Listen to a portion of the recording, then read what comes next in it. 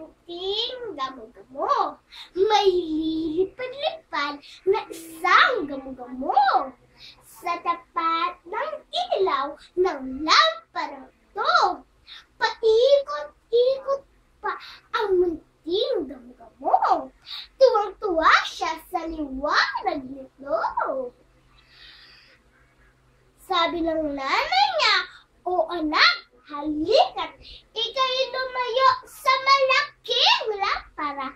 Baka mamaya ika'y mahagip pa ng silab ng apoy na maganda sa mata." "Ay, hindi po, inay. Ako'y mag-iingat. Titingin-tingin lang at lilipad-lipad."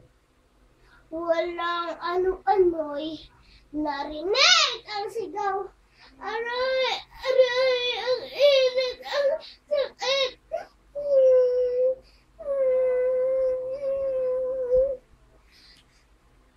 Nitong gamo-gamoy dating sumasayaw. Lumuhog ang katawan. Pakpak ay natunaw. Nasunog na pala sa lamparang tanglaw.